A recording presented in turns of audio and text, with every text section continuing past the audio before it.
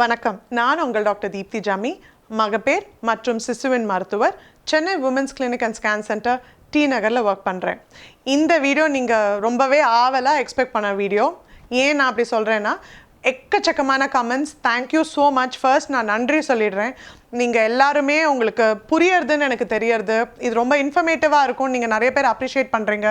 ஏன்னா கிளினிக்கு என்ன பார்க்க வரவங்க, ஸ்கேனுக்கு வரவங்க, இல்லை ஃபோனில் பேசும்போதோ சரி, ரொம்பவே நல்ல விஷயம் சொல்கிறாங்க. அண்ட் ரொம்ப சந்தோஷமாக இருக்குது உங்களுக்கு இதெல்லாம் ரொம்ப பயனுள்ளதாக இருக்குன்னு.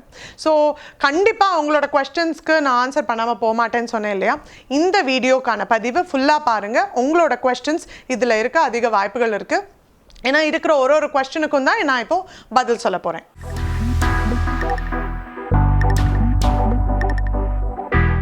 ஸோ இது சம்மர் டைம், வின்டர் டைம்னு எதுவுமே கிடையாது ப்ரெக்னென்சிக்கு. நாங்கள் எதுக்கு நான் சொல்லுவோம் அப்படின்னா, வெயில் டைமில், அதாவது ஸ்பெசிஃபிக்காக சென்னை, நம்ம தமிழ்நாட்டு வெயில்ன்றது ரொம்ப பீக்காக இருக்கும். அதுவும் அந்த ஏப்ரல் மே டைமில். அப்போ தான் நிறைய பேர் கேட்பாங்க, ப்ரெக்னென்சி பிளான் பண்ணலாமா அப்படின்னு. ஸோ யூஸ்வலாக இந்த சீசன்ஸ்க்கும் ப்ரெக்னென்சிக்கும் சம்மந்தமே கிடையாது. என்ன சொல்லுவோன்னா, அந்தந்த சீசனுக்கு ஏற்ற மாதிரி உங்கள் பாடியை நீங்கள் ப்ரிப்பேர் பண்ணிக்கோங்க. அதுதான் ரொம்ப இம்பார்ட்டண்ட். ஏன்னா நம்ம டைமை மாற்ற முடியாது. உங்களோட ஏஜும் கிளாக்கும் டிக் ஆகிட்டு இருக்கும். ஸோ நீங்கள் ப்ரெக்னென்சி பிளான் பண்ணுறதுனா அது ஏப்ரல் மந்த் ஆகட்டும், இல்லை ஆகஸ்ட், செப்டம்பர் ஆகட்டும், doesn't make much of a difference. சரி, ரொம்ப வெயில் காலமாக இருக்கா, நிறையா தண்ணி குடிங்க. மினிமம் 2 to 3 liters வாட்டர் குடிங்க. இளநீ குடிங்க, நொங்கு சாப்பிடுங்க, அண்ட் பட்டர் மில்க், நிறைய மோர் கொஞ்சம் உப்பு போட்டு சாப்பிடுங்க. So this is how you prepare. உங்களோட உடம்ப அந்தந்த சீசன் வெதர் தகுந்தாப்பில் ப்ரிப்பேர் பண்ணிக்கோங்க. ஆனால் அதுக்கும் ப்ரெக்னென்சிக்கும் கண்டிப்பாக எந்த சம்மந்தமும் இல்லை. எல்லா ஃபேக்டர்ஸும் நன்னா இருந்தால் தாராளமாக ப்ரெக்னென்சி கிளிக் ஆகும். Of course S, thyroid patients can definitely get pregnant. நிறைய பேஷண்ட்ஸ் வந்து தைராய்டு இருக்குன்னே தெரியாமல் ப்ரெக்னென்சி ஆகி, நாங்கள் ப்ரெக்னென்சி முதல் 2 மாதம் 3 மாதத்தில் ரொட்டீனாக பிளட் செக் பண்ணும்போது தான் அவங்க தைராய்டு இருக்கிறதே அவங்களுக்கு நாங்கள் பார்த்துருக்கோம். ஸோ தைராய்டு இருந்தால் பயப்பட வேண்டாம். கரெக்டான அந்த டோசேஜ் எடுத்துக்கணும். ஏன்னா அது ரொம்ப இம்பார்ட்டண்ட். லாஸ்ட் வீக் கூட ஒரு பேஷண்ட் வந்தாங்க, தைராய்டு டோசேஜ் ஒரு 2-3 வருஷமாக அவங்களே பழைய டோசேஜே எடுத்துகிட்டு இருக்காங்க. ஸோ அது ரொம்ப தப்பு. அப்படி பண்ணாதீங்க. ஒரு அட்லீஸ்ட் ஒரு 3 months or 6 months ஒன்ஸ் நீங்கள் தைராய்டு ஆகட்டும் இல்லை சுகர் ஆகட்டும், அது ரெண்டுமே உங்களோட டாக்டரை நீங்கள் கன்சல்ட் பண்ணி உங்கள் வேல்யூஸை ஃப்ரீக்வெண்ட்டாக செக் பண்ணிட்டு உங்களோட மெடிசன் டோசேஜை அதுக்கேற்ற மாதிரி, அந்த வேல்யூக்கு ஏற்ற மாதிரி நீங்கள் அட்ஜஸ்ட் பண்ணணும். அப்படி அட்ஜஸ்ட் பண்ணி TSH values, thyroid values normal லெவலில் இருந்தால், பீரியட்ஸ் ரெகுலரைஸ் பண்ணிட்டீங்கன்னா why not? கண்டிப்பாக ப்ரெக்னென்ட் ஆகலாம்.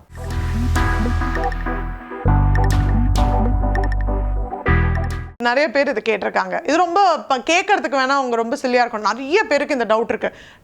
சிக்கன் இல்லை, நார்மலாகவே லைக் நான் வெஜிடேரியன் ஃபுட் சாப்பிட்டா எனக்கு பாடி ரொம்ப ஹீட் ஆகிடுறது, இதனால நான் ப்ரெக்னென்ட் ஆகும்போது கூட நான் என்ன வீட்டில் வந்து நான்வெஜ் சாப்பிட விட மாட்டேங்கிறாங்க டாக்டர், எனக்கும் இதுக்கும் ப்ரெக்னென்சிக்கும் சம்மந்தம் இருக்குமா அப்படின்னு நிறைய பேர் கேட்பாங்க. நான் இது எல்லாருக்கும் சொல்கிறது ஒன்று தான். டயட்டுன்றது நீங்கள் உங்கள் உடலுக்கு ஏற்ற மாதிரி மாடிஃபை பண்ணணும். எப்போவுமே எந்த ஃபுட்டையும் நான் அவாய்ட் பண்ணவே சொல்ல மாட்டேன். அவாய்டுன்னு சொல்கிறது வந்து மேக்ஸிமம் நான் சொல்கிறது இருந்தால் ரொம்ப இந்த ஜங்க் ஃபுட். அது கூட நான் சொல்லுவேன், நீங்கள் அப்படியே யாருமே வந்து சாமியார் மாதிரி வாழ முடியாது. எல்லாருக்குமே ஆசை இருக்கும். ஏன்னா இந்த வயசு ஒரு 25 years 30 yearsல தான் உங்களால் வந்து ஹோட்டலில் சாப்பிட முடியும், இல்லை நீங்கள் வந்து வெளியில் ஃப்ரெண்ட்ஸோட வெளில போக முடியும். இதுவே நீங்கள் வந்து 50 years 60 yearsல பண்ண போகிறதில்ல. So don't restrict yourself, but make sure உங்களோட மெஜாரிட்டி ஆஃப் த டயட்டில் அதை கொண்டு வராதிங்க. தட் இஸ் ஒரு வீக்லி ஒன்ஸ் ஆர் ட்வைஸ் தாராளமாக நான்வெஜ் சாப்பிடலாம், அதில் தப்பே கிடையாது. மற்ற டைமில் ஒரு நாள் நீங்கள் வெளில போய் சாப்பிட்டீங்களா, நெக்ஸ்ட் ஒரு 3-4 நாளைக்கு நல்ல வீட்டில் ஹெல்த்தியாக நிறைய ஃப்ரூட்ஸ், வெஜிடபிள்ஸ், நிறைய காய்கறி, பழங்கள், நட்ஸ், டேட்ஸ் அந்த மாதிரி எடுத்துக்கோங்க. ஃபிசிக்கல் ஆக்டிவிட்டி ஸ்டார்ட் பண்ணுங்கள். அதுலேயே தாராளமாக இது பண்ணலாம். அண்ட் சிக்கன், நான்வெஜ் ஆகட்டும், அதுக்கும் ப்ரெக்னென்சிக்கும் சம்மந்தம் இல்லை. ரொம்ப எண்ணெயில் போட்டு வறுக்காதீங்க. Any deep fried item is not good for health. அது நான்வெஜ் ஆகட்டும் இல்லை வெஜிடேரியன் கூட இருக்கட்டும். ஸோ எனி போர்ஷன் கண்ட்ரோல், ஒரு நார்மல் போர்ஷன் அளவுக்கு weekly once or twice shouldn't have any effect on pregnancy.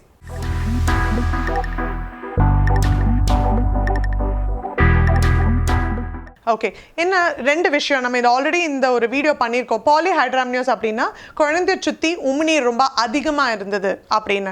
ஆக்சுவலாக உமிநீர் கம்மியாக இருக்கிறதுக்கு ஒரு தனியாக ஒரு வீடியோ பதிவு பண்ணியிருக்கோம்.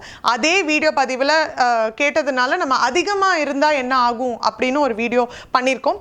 பாருங்கள், நாங்கள் லிங்க்கும் போஸ்ட் பண்ணுறோம் அதுக்கு.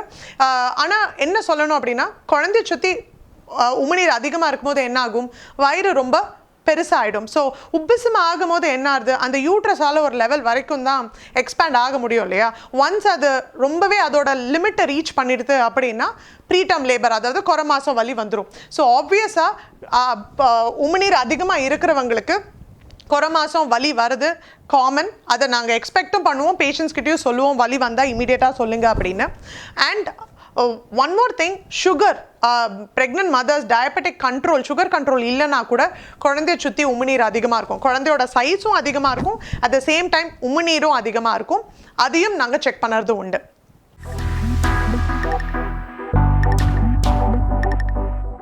ஏன்னா சிசேரியன் இல்லை நார்மல் டெலிவரி ஆகட்டும், எதுவாகட்டும், உங்களுக்கு 5-6 வருஷம் ஆயிடுத்துன்னா அந்த அந்த சிசேரியனால் அடிவயிறு வருதுன்றது நாட் வெரி அதனாலன்னு மட்டும் சொல்ல முடியாது. ஸோ 5-6 வருஷம் ஆயிடுது அப்படின்னா டெஃபினட்டாக உங்கள் மகப்பேறு மருத்துவரை அணுகுங்க. அட்லீஸ்ட் ஒரு நார்மல் ஸ்கேன் பண்ணி பாருங்கள். கர்ப்பப்பையில் எதான கட்டி இருக்கா, இல்லை முட்டைப்பையில் எதான சிஸ்ட் இருக்கா, சாக்லேட் சிஸ்ட் இருக்கா, இல்லை ஃபைப்ராய்ட் கட்டி இருக்கா, இல்லை கர்ப்பப்பையே கொஞ்சம் வீக்கமாக இருக்கா, அதெல்லாம் ஃபஸ்ட்டு ஸ்கேனில் ரூல் அவுட் பண்ணுங்கள். அது மற்ற எல்லாமே நல்லா இருக்குது, scan is absolutely normal, but still உங்களுக்கு மாதவிடா டைமில் பயங்கர வலி வருது அப்படி இருக்குது அப்படின்னா நம்ம என்ன சொல்லுவோம்னா, ஃப்ரீக்வெண்டாக ஒரு 2-3 முறை சிசேரியன் ஆனவங்களுக்கு, இல்லை ஒரு 2 முறை சிசேரியன் ஆகும்போது நிறைய அந்த ஸ்காரில் நிறைய திங்ஸ் ஒட்டிக்கும். அதாவது ஒரு ரன்னம், இப்போ நம்ம ட்ரெஸ், நம்ம இப்போ ஸ்கின்ல ஒரு ஸ்கார் இருந்தாலே நம்ம துப்பட்டா இல்லை சாரி பட்டா ஒட்டுறது இல்லையா, அதே மாதிரி கர்ப்பப்பையில் நாங்கள் சிசேரியன் ஸ்கார் பண்ணி குழந்தைய வெளில எடுத்து அதை ஸ்டிச் பண்ணும் போது அந்த புண்ணு ஆறும் போது நிறையா குடல் பகுதி ஆகட்டும், இல்லை நம்மளோட மேல் வயிறு அவரோட ஷீட்ஸ் ஆகட்டும், அதெல்லாமே ஒட்டிக்கிற சான்சஸ் இருக்குது. அதுக்கு பேர் அட்ஹெஷன்ஸ்ன்னு சொல்லுவோம். அந்த ஒட்டின்றதுன்னா நிறைய பேருக்கு அது புல் ஆகும் போது, அதாவது கர்ப்பப்பை வந்து மாதவிடா காலத்தில் கான்ட்ராக்ட் கிராம்ஸ் வரும்போது அதிக வலி வந்து கண்டிப்பாக அது உங்கள் டாக்டர் அணுகுங்க. அதுக்கான ட்ரீட்மெண்ட் உண்டு, அதை அவங்க சொல்லுவாங்க.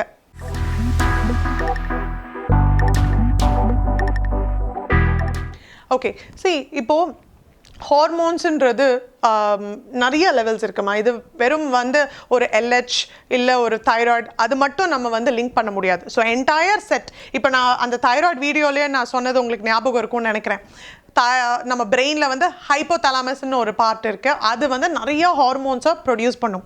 அந்த நிறைய ஹார்மோன்ஸில் ஒன் ஆஃப் த ஹார்மோன் தான் தைராய்டு ரிலீசிங் ஹார்மோன். அண்ட் அதையும் தாண்டி FSH, LH அந்த மாதிரி நிறைய ஹார்மோன்ஸ் பிரெயின்லேருந்து சுரந்து நம்ம தைராய்டு கிளாண்டையும் யூட்ரஸ் அண்ட் ஓவரீஸை அஃபெக்ட் பண்ணுற வாய்ப்புகள் உண்டு. ஸோ இது எல்லா பேராமீட்டர்ஸுமே சேர்ந்து பார்த்து உங்களோட பீரியட்ஸ் ரெகுலாரிட்டி எப்படி இருக்குன்னு பார்த்து ஒரு நல்ல எண்டோக்ரைனாலஜிஸ்ட் அண்ட் கைனகாலஜிஸ்ட் 2 பேருமே சேர்ந்து உங்களுக்கு டெஃபினட்டாக ட்ரீட்மெண்ட் கரெக்டாக கொடுக்கும் போது ப்ரெக்னன்சி கண்டிப்பாக பிளான் பண்ண முடியும். LHன்னு பர்டிகுலர் வேல்யூ மட்டும் குறைக்கிறதுக்குன்னு மெடிசின்ஸ்லாம் கிடையாது. ஓவரால் நம்ம எல்லா ஹார்மோன் லெவல்ஸையும் நம்ம அனலைஸ் பண்ணி தான் நம்ம மெடிசின்ஸ் கொடுக்க முடியுமே தவிர ஸ்பெசிஃபிக்காக ஒரு பர்டிகுலர் ஹார்மோன் இப்போ தைராய்டுக்கு இருக்கிற மாதிரி LHன்றதுக்கு தனியாக குறைக்கிற மெடிசன் கிடையாது. எந்த டே ஆஃப் பீரியட் சைக்கிளில் நீங்கள் அதை எடுத்திருக்கீங்க, மற்ற ஹார்மோன் லெவல்ஸ்லாம் எப்படி இருக்குது, நிறைய அந்த விஷயங்கள் தான் பார்த்துட்டு தான் நம்ம ட்ரீட்மெண்ட் பிளான் பண்ண முடியும்.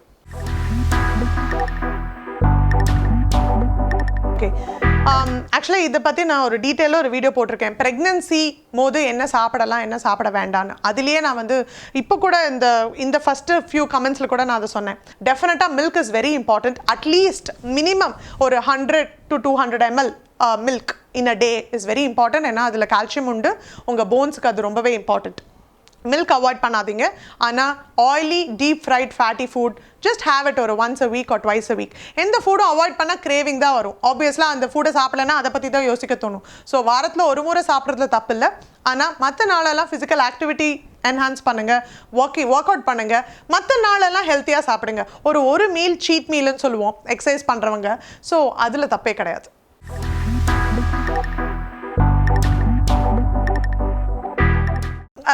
தைராய்ட் இந்த தொண்டையில் வந்து தைராய்ட் கிளாண்ட் மட்டும் இல்லை, அதையும் சாண்டி நம்மளுக்கு முழுங்குற பேசேஜ் அண்ட் ஃபுட் பைப்புன்னு சொல்லுவோம், அண்ட் த்ரோட்டை நம்ம லங்ஸ்க்கு போகிற பேர் அது பேர் தான் ட்ரக்கியா தான் சொல்லுவோம்.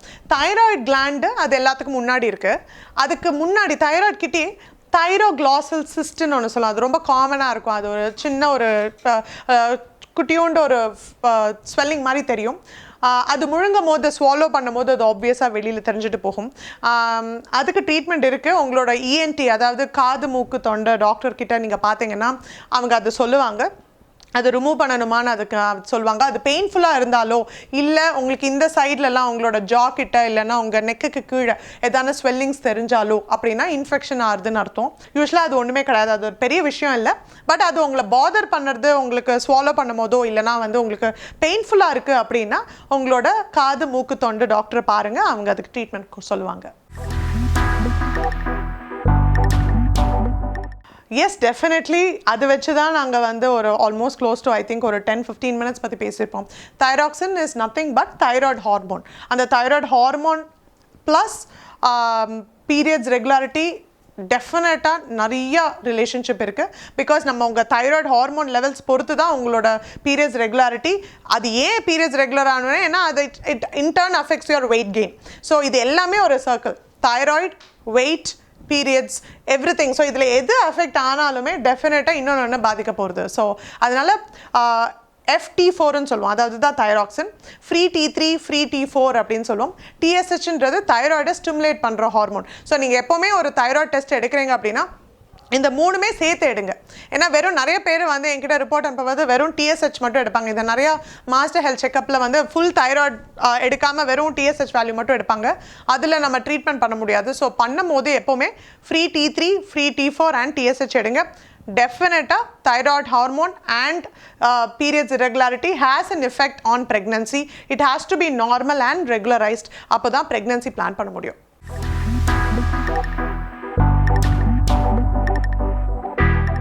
Correct. Okay. So pregnancy la sugar பத்தி நம்ம டீடைல்டா நம்ம இன்னும் upcoming videosல நம்ம பேச போறோம்.